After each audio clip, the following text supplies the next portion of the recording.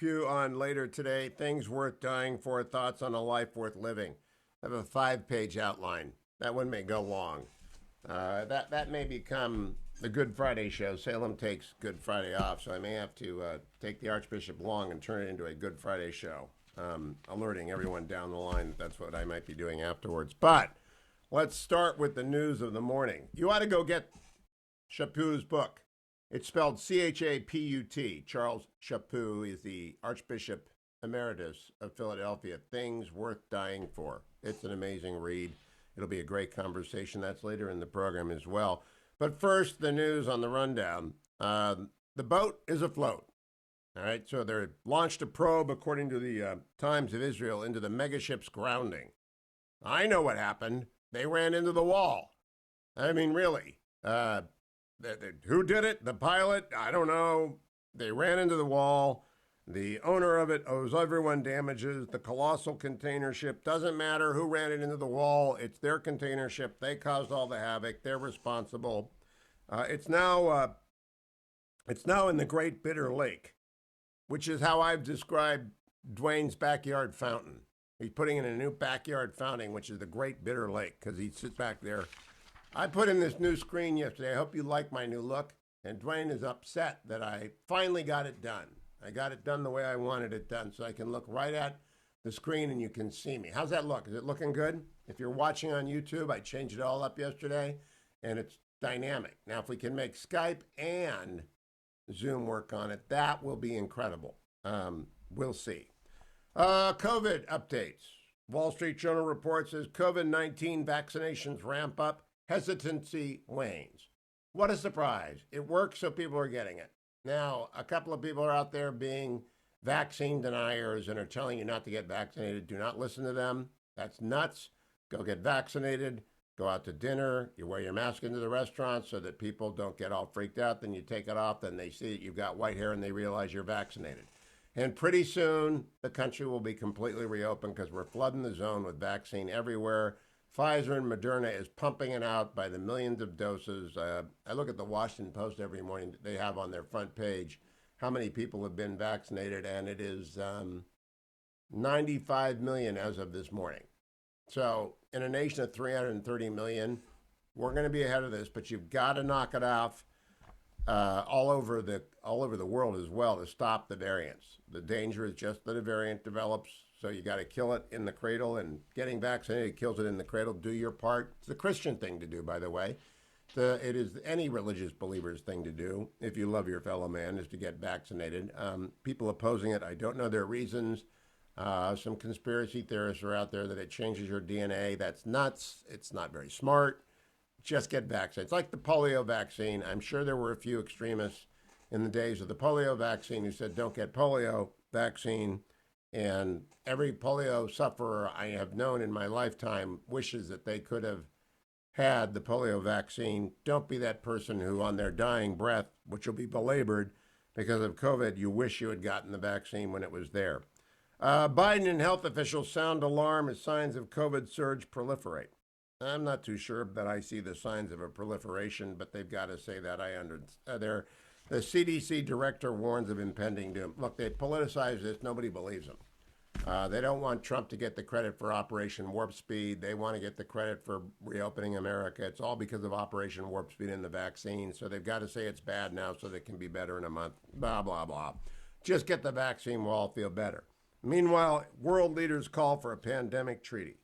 Boris Johnson, Emmanuel Macron, and Angela Merkel proposed global accord akin to that was forged after Second World War, a pandemic treaty.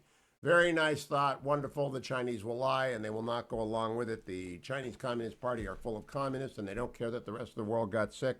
They malingered, they lied, they obscured, they did everything to stop the free world from getting the virus and figuring out how to stop it. That's what the Chinese Communist Party is. And unless and until all communist governments are gone, a treaty about pandemics won't work. It won't work. Simply won't work. Now let's get to the major story that snuck out today. I love it when the trial balloons go up. First of all, the Washington Post has a story by Jeff Stein. White House dramatically increased tax proposal as it sought to address tensions over the next big spending plan. So remember, they blew through $3 trillion in spending for their buddies, and they didn't pay for it. They just added it to the national debt. And that's inflationary. It drove up short-term rates, and they thought, oh my gosh, this might kill the economy. We've got to put some tax increases if we want to spend more money on our friends. So they're looking at least at $1 trillion in new tax hikes. But then they want $4 trillion in new spending. So they're sitting around the room at the Teddy Roosevelt Room or over in the old DOB trying to come up with $4 trillion in new spending to be matched by $3 trillion in tax hikes.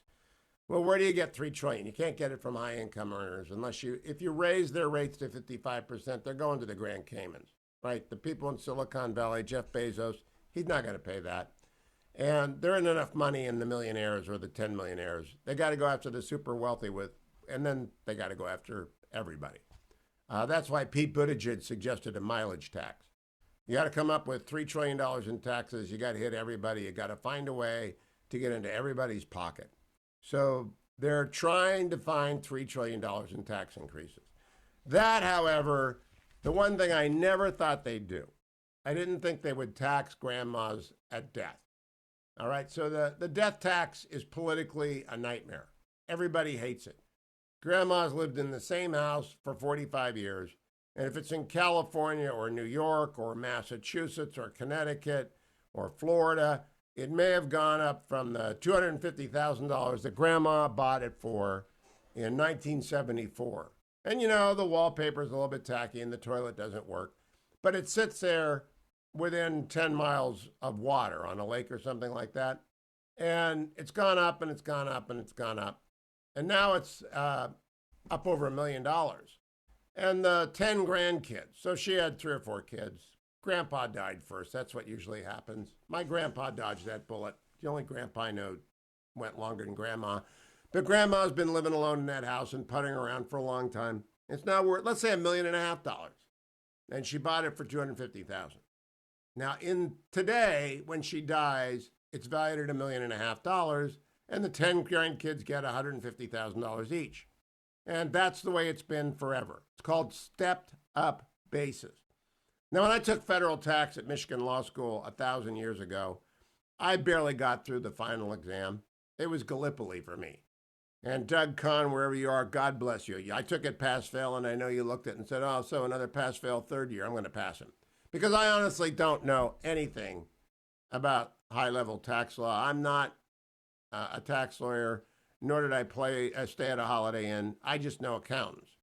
And everybody in America with $1 million of assets or more, or with a house like that, and it's like millions of people, count on stepped up basis. They don't have to worry about paying taxes when they die because their houses and their assets and their stocks and everything they've saved their whole life are valued as of the day of their death and distributed because they've been taxed over the course of their life. Democrats want to go after that. They want to do away with stepped up basis. They want the value of everything to be what the value of everything is. One burst of inflation, and it will destroy American wealth. It is the nightmare tax, stepped up basis going away.